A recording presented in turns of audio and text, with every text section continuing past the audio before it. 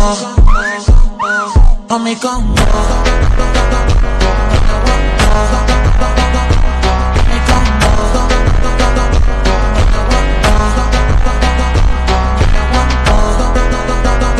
no me aguanto.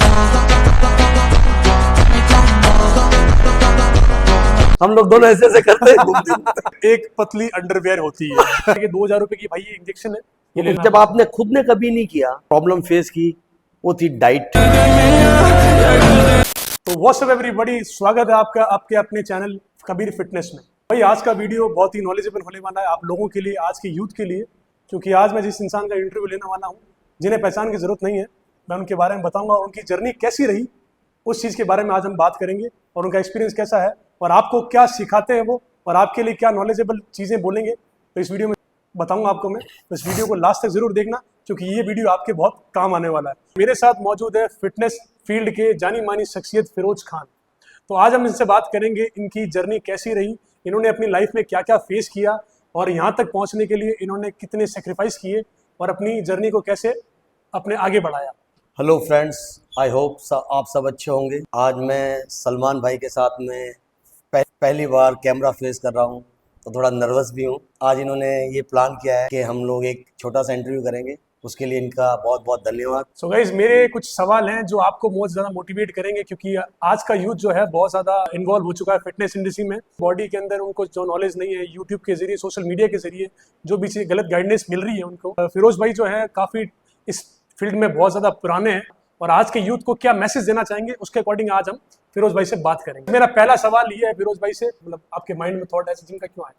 शुरुआत में तो मेरी पर्सनैलिटी बहुत स्किनी थी, तो काफ़ी जगह मेरे को फेस करना पड़ता था कि बहुत पतला है ये। फिर एक फ्रेंड के साथ में मैं कोई अखाड़े गया, फर्स्ट टाइम एक्सरसाइज की, तब मुझे रियलाइज़ हुआ कि वाकई में बहुत कमज़ोर हूँ। मेरे से 5 किलो की डंबल नहीं उठती थी और उसके जरिए मैंने अपनी फिटनेस लाइफ और जर्नी शुरू की। जो फिरोज भाई ने बोला कि ये बहुत ज़्यादा पहले स्किनी थे, मतलब इनकी बॉडी में इतनी जान नहीं थी और बहुत ज़्यादा पतले थे, तो इन्होंने अपनी पर्सनैलिटी को चेंज करने के लिए और अपनी शरीर में ताकत लाने के लिए ये जिम में पहली बार गए।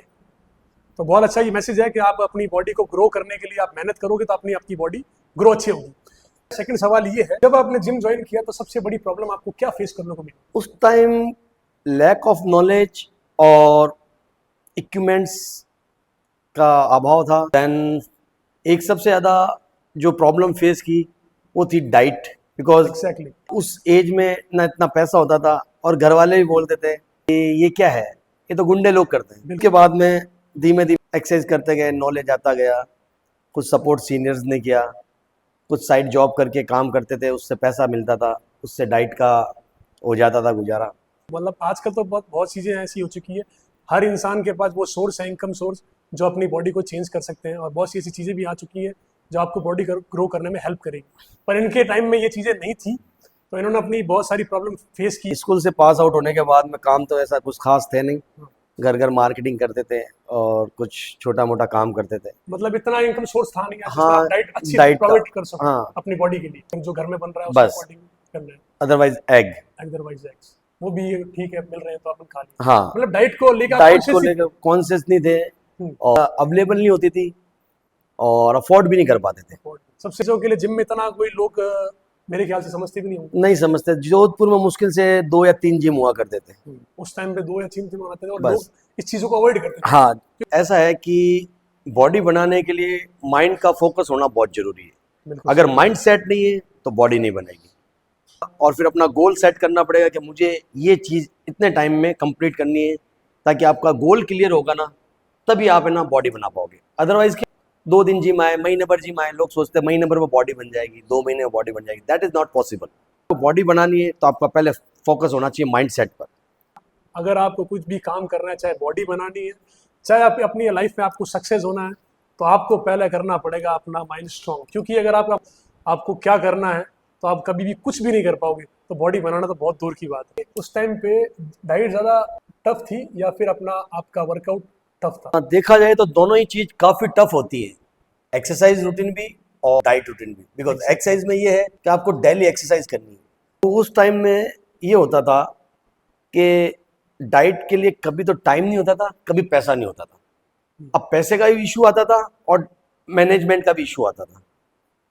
ज़्यादातर लोग अभी तो बहुत इजी मैनेज कर लेते हैं, बिकॉज अभी पैसा भी खूब है। बिल्कुल। उस टाइम में इतना पैसा था नहीं, फैमिली सपोर्ट था नहीं, यहाँ तक कि ये स्थिति थी कि एक्सरसाइज करने के लिए, जाने के लिए व्हीकल भी नहीं होते थे। साइकिल दोस्त की लेता था और उसकी साइकिल पर जिम के लिए निकलता था।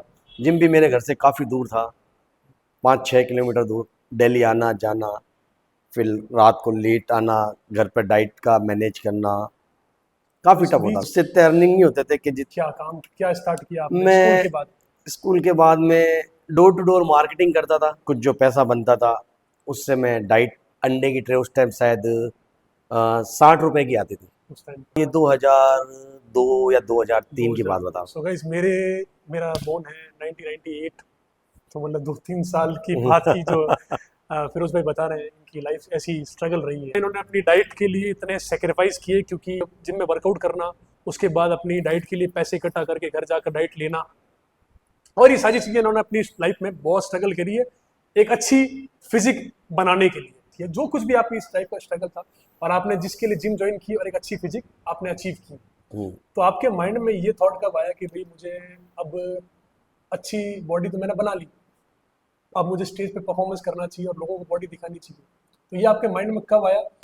फैमिली सपोर्ट भी था नहीं, तो आपने अपनी बॉडी बिल्डिंग का फर्स्ट कंपटीशन किस तरीके से किया और आपने उसमें क्या एक्सपीरियंस था आपका फर्स्ट कंपटीशन? सन 2000 की बात है, हम लोग अखाड़े में एक्सरसाइज करते थे। खड़े 2000, सन 2000, 2000 उससे पहले भी करते थे, बट सन 2000 में एक अखाड़े में कंपटीशन का अनाउंस हुआ कि हम लोग एक अखाड़े का कंपटीशन करवाते हैं। ओके। उस दौरान थोड़ा सा जोश आया कि यार मेरे को भी खेलना चाहिए। उस टाइम मेरा एटलीस्ट वेट रहा होगा 55 kg। सबसे लोएस्ट कैटेगरी में पार्टिसिपेट करने के लिए मैंने भी अपना नाम लिखवाया। उसकी फीस थी शायद 50 रुपए। मेरे एक फ्रेंड था, उस टाइम पे लोग फीस लेते थे कंपटीशन खिलाने के? हाँ बस वो इसलिए फीस ले रहे थे क्योंकि अखाड़े की फीस, हम्म, और हर कोई नहीं खेल सके, हम्म, इसलिए कि सब बोल रहे थे हाँ, मैं भी खेलूं मैं भी खेलूं। बट उन लोगों को जज कर रहे थे अखाड़े वाले के अखाड़े का थोड़ा प्रमोशन हो जाए और लोगों में बॉडी बिल्डिंग को लेकर अवेयरनेस हो जाए। उस दौरान क्या है कि स्पॉन्सरशिप मिलती नहीं थी, हम्म, तो खिलाड़ियों से कुछ पैसा लेकर ये शुरू किया। कंपटीशन खेला, मेरा फर्स्ट नंबर लगा पहली बार में। बहुत ज़्यादा खुश हुआ, मेरे को लगा अब तो मैं बड़ा बॉडी बिल्डर बन गया हूँ। तो फैमिली का रिएक्शन कैसा था उस टाइम? बहुत खुश थे उस टाइम। मेरे को याद है मेरे काफ़ी दोस्त देखने के लिए आए थे। इवन पाली से भी मेरे कुछ मिलने जुलने वाले थे, दोस्त के फ्रेंड, वो तक देखने आए थे। और जब मैं जीत कर गया, हालांकि प्राइस बहुत छोटा सा दिया था, बट जब घर गया ना तो बहुत हा हो मच गई पूरे मोहल्ले में। बहुत बड़ा था आपका मोहल्ले में वो बड़ा पहलवान जीत कर आया बहुत मजा आया। तो उस टाइम पापा ने आपको थोड़ा पुश किया हाँ, इसमें कर? कहा कि ठीक है, अच्छा है, जीत गया, काम पर फोकस कर, ठीक है, साइड में चलता है, अच्छा। आप अपना काम पे फोकस करो। बट मेरे को तो ज़्यादा बॉडी बिल्डिंग पे फोकस करना था, इसलिए मैंने अपनी जर्नी आगे जारी रखी। काफ़ी प्रॉब्लम फेस की आने वाले कॉम्पिटिशनों में। मतलब फैमिली का उस टाइम भी यही था कि भाई तू ये ठीक है सेकेंडरी चीज है, जी पहले तू अपना काम कर, हाँ, देन अगर उसमें टाइम बचता है तो तू ये कर। बिल्कुल। ये एग्जैक्टली ये चीज थी। तो गाइस आजकल अपने आपके माँ बाप, मेरे खुद के माँ बाप मुझे कभी ये चीजें नहीं कहते हैं कि भाई तू ये कर, तेरी मर्जी जो कर, जो जहाँ तुझे खुशी मिलती है वो तू कर। तो आपके भी माँ बाप शायद ऐसे कहते हैं, पर पहले ऐसी चीज़ नहीं थी, क्योंकि पहले ये चीज़ थी कि भाई तू कमा के ला के दे, और अब ये चीज़ें नहीं है। आपको बहुत ज़्यादा सपोर्ट मिला हुआ है, तो इस चीज़ का फायदा उठाओ और लाइफ में कुछ करो, खड़े हो जाओ वहाँ से जहाँ पर आप बैठे हो गए। पहला कॉम्पिटिशन ही जीत गया, बहुत सही। इतनी वाहवाही हुई, इतनी इज्जत मिली, लोग जानने लगे। तब मैंने सोचा यार अब आगे कंपटीशन खेलना है, तो वहाँ से फिर मैंने अखाड़े से जिम ज्वाइन किया। ओके। तब मैं जिम आया, तब मेरे को रियलाइज हुआ, ओ माय गॉड, इतने लोग और इतना हेवी वेट लिफ्ट कर रहे हैं, इतनी ज़्यादा हेवी एक्सरसाइज कर रहे हैं, इतने बड़े बड़े मसल्स हैं। फिर मैं कंपटीशन खेला, 2-3 साल तक मेरा नंबर ही नहीं लगा। जब भी खेलने आता था फर्स्ट राउंड में नीचे, सेकंड राउंड में नीचे। मैंने क्या यार ये क्या हो रहा है? तब मैंने लड़कों से बात करना शुरू किया। उन्होंने मेरे को बताया हम प्रोटीन लेते हैं, हम क्रिएटिन लेते हैं। हम क्रिएटिन और प्रोटीन का बोला, उसके आगे कुछ बताते नहीं थे। मैंने कहा यार क्रिएटिन और प्रोटीन मेरे बस की विद्या नहीं थी, बिकॉज मेरे पास पैसा नहीं था।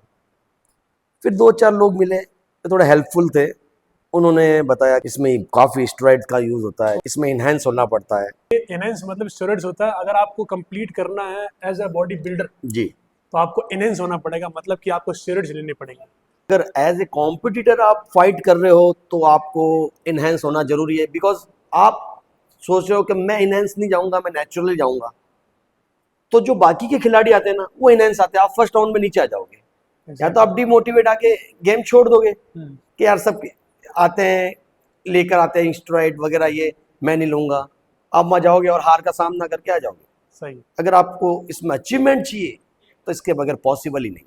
कोई भी बंदा विदाउट स्टेरॉइड एक जोधपुर लेवल का कंपटीशन भी नहीं जीत सकता, ये बात फैक्ट है। अब जिम सिर्फ फिटनेस अपनी बॉडी को मेंटेन करने के लिए कर रहे हो, अपनी हेल्थ को मेंटेन करने के लिए कर रहे हो, अच्छा स्टेमिना, अच्छी स्ट्रेंथ और अच्छी पर्सनैलिटी को डेवलप करने के लिए आप जिम ज्वाइन कर ले, तो उसमें आपको जरूरत नहीं है इस चीज़। बिल्कुल, अगर आप फिटनेस के लिए कर रहे हो तो आप अच्छी नेचुरल डाइट रखो, डेली वर्कआउट करो हफ्ते में 5 दिन, और अच्छे से आप हर मील में प्रोटीन डाइट रखोगे, प्रोटीन रिच डाइट रखोगे, तो आपको स्टेरॉइड की जरूरत नहीं है।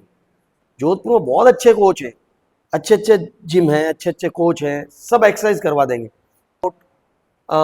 सप्लीमेंटेशन विदाउट स्टेरॉइड आपको कॉम्पिटिशन जिता दे, ये इम्पॉसिबल, वो पॉसिबल नहीं। आपको पता है जैसे कि बहुत ज़्यादा सोशल मीडिया आ चुका है जी, और लोग गाइडेंस कर रहे हैं आजकल यूट्यूब पे, इंस्टाग्राम पे, फेसबुक पे, जो लोग आते हैं, यूथ आता है आजकल का, मतलब 18, 20, 25 साल के जो लड़के आते हैं, जो ऐसा कहते हैं कि भाई मुझे बॉडी बढ़ानी है कुछ पैसों के लालच में, जैसे कुछ पैसों के लालच में आप उनसे ये भी बताते हो कि भाई ये इसका एक्सपेंस है, स्टेरॉइड्स का इतना है, अगर आप कॉम्पिटिशन खेलते हो तो आप सजेस्ट करते हो, अदरवाइज आप सजेस्ट भी नहीं करते। मैं पर्सनली जानता हूँ इनको कि भाई ये ऐसे शख्सियत है जो कि अगर आपको कॉम्पिटिशन खेलना है तो ये सजेस्ट करेंगे आप स्टेरॉइड्स लो, पर इनके अलावा भी बहुत से ऐसी फील्ड में ऐसे लोग हैं, हर जगह पर ऐसे लोग हैं जो विदाउट मतलब जिनके पास ज्ञान भी नहीं है और जिनके पास किसी नॉलेज भी नहीं है, सिर्फ उनके दिमाग एक ही चीज़ है कि मुझे पैसा लेना है और कुछ भी करूं, और उसको जो बंदा स्टेरॉइड ले भी रहा है ना उसको पता भी नहीं कि मेरी बॉडी में क्या जा रहा है। हाँ, और ना वो पूछता है।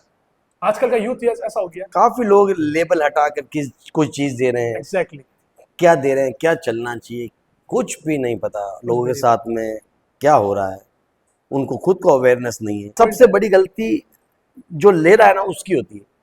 एटलीस्ट वो जब पैसा दे रहा है तो उसका हक बनता है, उसको पता तो रहे मैं खा क्या रहा हूँ, इसके इफेक्ट क्या है और साइड इफेक्ट क्या है। तो वो मेरा पॉइंट ऑफ व्यू फिरोज भाई यही है कि भाई आज का यूथ जो बिना नॉलेज के ये सोशल मीडिया की चीजें जो देख कर के कर रहा है, अपनी बॉडी में डाल रहा है, या फिर जिस ऐसे बंदे से पूछ रहा है जिसको नॉलेज नहीं है, जिसका कोई अचीवमेंट नहीं है।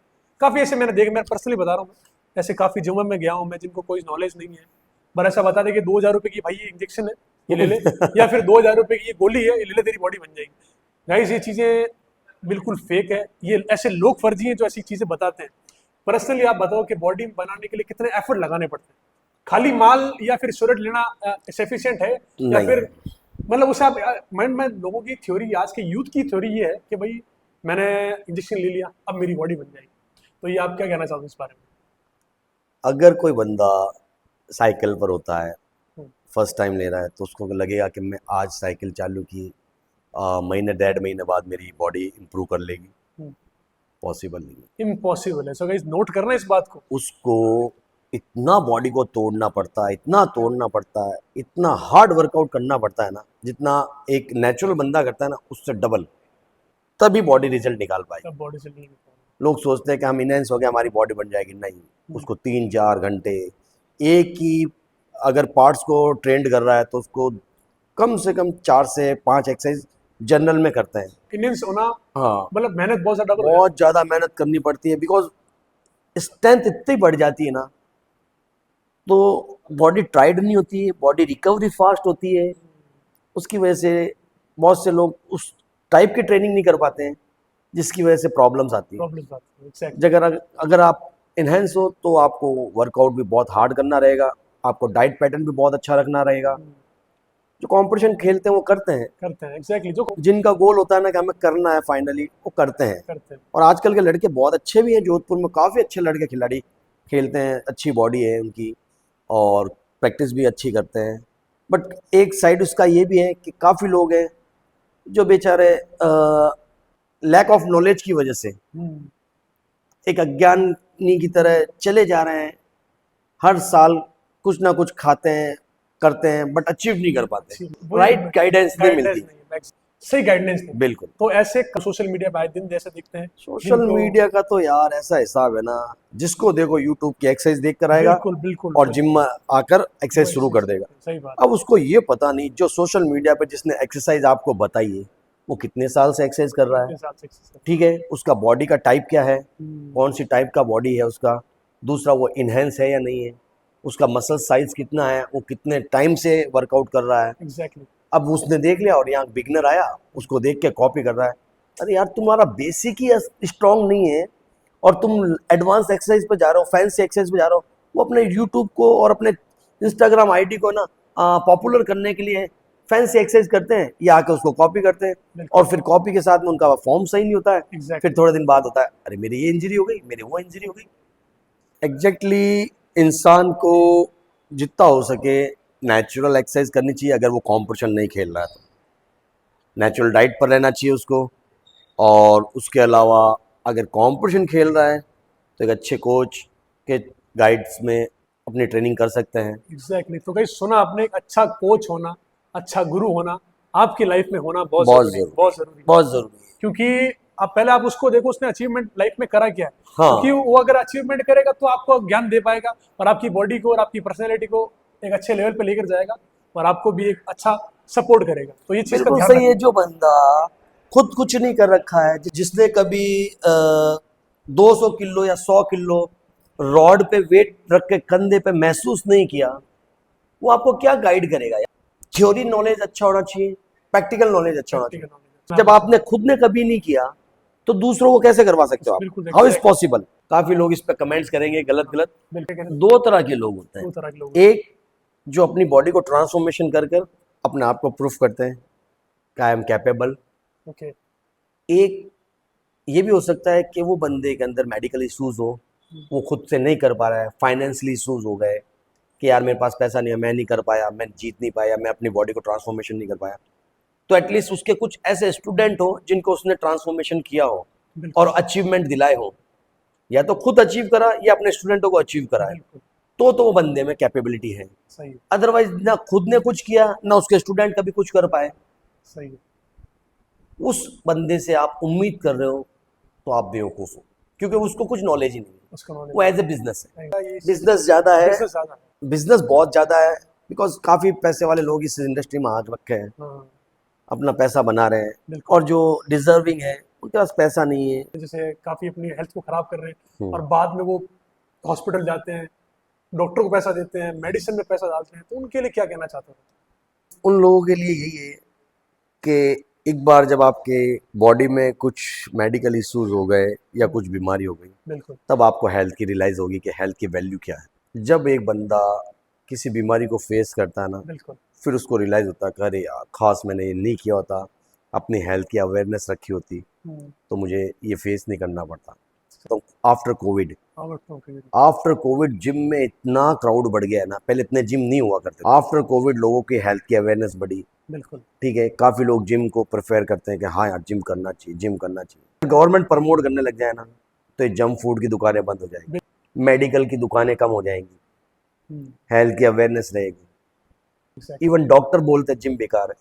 मुझे इतना अफसोस होता है उन डॉक्टरों पर, यार मैं बोल नहीं सकता, मैं पब्लिक देखती है वरना ऐसी ऐसी गालियां नहीं एग्जैक्टली वो जो आप कहना चाह रहे हो, डॉक्टर ऐसा बोलते हैं क्योंकि जैसे हमने पहले बात करी, पॉइंट हमारा पहले वाला जो था, जिनको नॉलेज नहीं है वो गलत गाइडेंस देके यूथ को खराब कर रहे हैं। बहुत कम ऐसे लोग हैं जो सिर्फ जिम को, अच्छी डाइट को उस पे लेकर जा रहे हैं, कंटिन्यू कर रहे हैं। बाकी 80% हर कंट्री में, हर शहर में ऐसे लोग हैं, हर एरिया में ऐसे लोग हैं जो अपने थोड़ा टाइम बाद जिम जाते हैं, किसी को देखते हैं यार इसकी अच्छी बॉडी मेरी क्यों नहीं बन रही है, मेहनत करना कोई चाहता नहीं है बट देखा देखी में चीजें करते हैं और बॉडी में जो भी डाल रहे हैं, जो भी कुछ जो जिम कोच दे रहा है, जिम ऑनर दे रहा है, जो कुछ भी दे रहा है अपनी बॉडी में डालते हैं, देन साइड इफेक्ट्स होते हैं, फिर डॉक्टर के पास जाते हैं, देन वो डॉक्टर ऐसी चीजें बोलता है कि भाई ये जिम अवॉइड आप करो। कुछ गंद लोग हैं यार जो करते हैं। आप जो फिजिक्स चाहते हो, अगर आप कंटिन्यू डाइट में भी हो, आपके वर्कआउट रूटीन में भी हो, तो आप जो चाहते हो उस लेवल तक भी पहुंच जाओगे।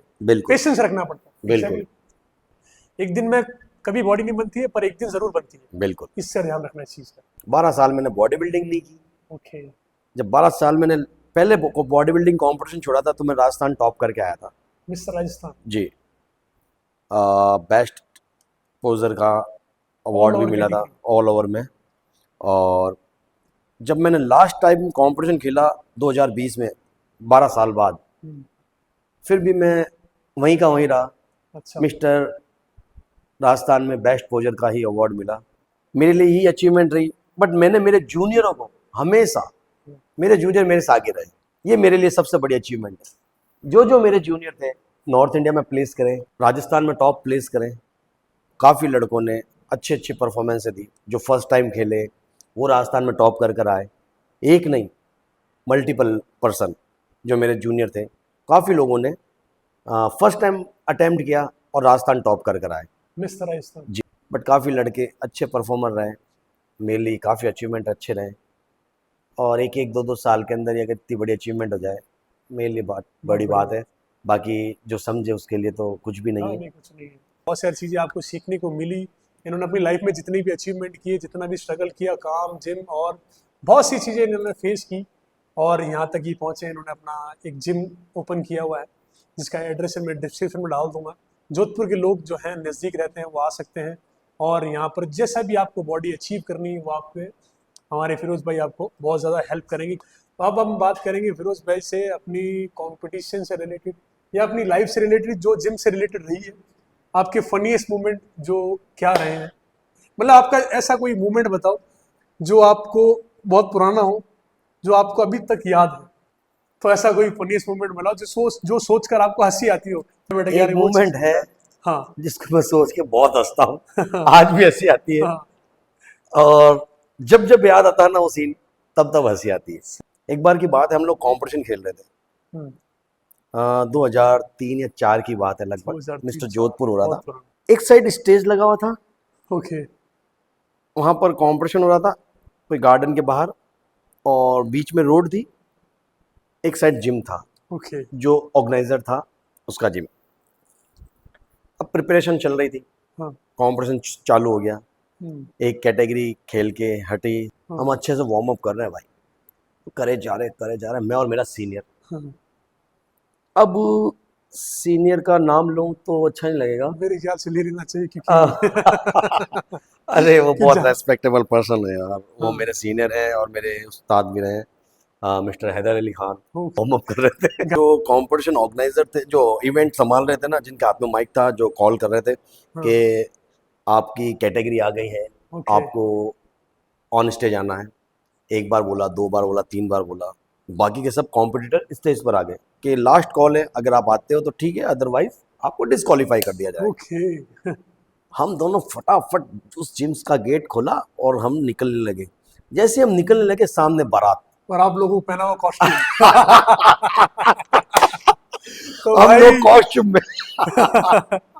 और costume as a bodybuilder का, जो बॉडी बिल्डिंग के बारे में नॉलेज रखते हैं उनको पता है कि सिर्फ एक पतली अंडरवेयर होती है तो ये चीज थोड़ी सी। और अब सामने हम जब बारात निकलेगी तो कैसा मोमेंट होगा गाइस, मुझे सोच के और ये बात सुन के इतनी हंसी आ रही है तो हाँ दोनों निकले, वो मेरे को देखे, मैं उनको देखूं। ओके अब जैसे ही बारात निकली तो वहां पर एक राउंड बना हुआ था, डांस कर रहे थे जेंट्स लेडीज वगैरह सब। वो सब सूट में, कॉस्ट्यूम उनके अच्छी पहने हुए, शादी के अंदर होते ही आपको पता है ट्रेडिशनल स्टाइल के, ओके लड़का लड़की पहने और डांस कर रहे हैं। हम लोग हटो हटो हटो, तो जरा सा साइड हुआ और हम लोग बीच में गए। वो जो घेरा बना होता है ना, हाँ, जिसपे हाँ। डांस करते हैं, हम लोग दोनों ऐसे ऐसे करते घूमते ऐसे ऐसे करते, और वहां से क्रॉस होकर सीधे स्टेज पे चढ़े। अरे यार। और वो जो पब्लिक जो डांस देख रही थी ना, वो सब बॉडी बिल्डिंग देखने लग गई और हम वहां जाके खड़े हो गए। ओ हंसी आ रही जोरदार। और फिर वो अनाउंसर भी बोल रहा कि आप लेट हो गए हमने सॉरी सॉरी सर, और स्टेज पे चढ़ के वहां शो कराया। So बहुत guys, गजब का यार, मोमेंट था, हंस के लोटपोट हो गई पब्लिक भी। जो अनाउंसर था वो भी हंस रहा था। गजब मोमेंट बहुत था गजब यार, सीन बहुत था। मोमेंट था। सारी लेडीज और और जैन। बाराती आ, सब तैयार होके बैठे हुए हैं, घूम रहे हैं और नाच गाना गा रहे हैं। उसके बीच में रैंडम 2 पर्सन जो कि जिनकी अंडरवेयर पहनी हुई, तो गाइस मूवमेंट कैसा होगा आप खुद सोचो क्योंकि फिरोज भाई मैं पर्सनली जानता हूँ, बहुत ही बढ़िया इंसान है। मैं एज ऑन कैमरा नहीं बोल रहा हूँ, ऑफ कैमरा में बहुत इज्जत करता हूँ इनकी, क्योंकि पर्सनली मैं इनको मामू बोलता हूँ और जोधपुर के 80% लोग मामू बोलते हैं इनको कि हमारे मामू है ये। सो गाइस इसी के साथ हमारा वीडियो इस खत्म करते हैं यहाँ पे। वीडियो अच्छी लगी तो लाइक और शेयर कर देना और चैनल को सब्सक्राइब करना मत भूलना। ऐसी और नॉलेजेबल वीडियो आपके लिए लाता रहूँगा, ऐसे और सक्सेस से मिलाता रहूँगा, जिससे आपको बहुत ज़्यादा मोटिवेशन मिलेगा, जिससे आपको बहुत ज़्यादा कुछ सीखने को मिलेगा। तो वीडियो को लाइक और शेयर करना मत भूलना। थैंक यू सो मच, मिलते हैं अगले एपिसोड में।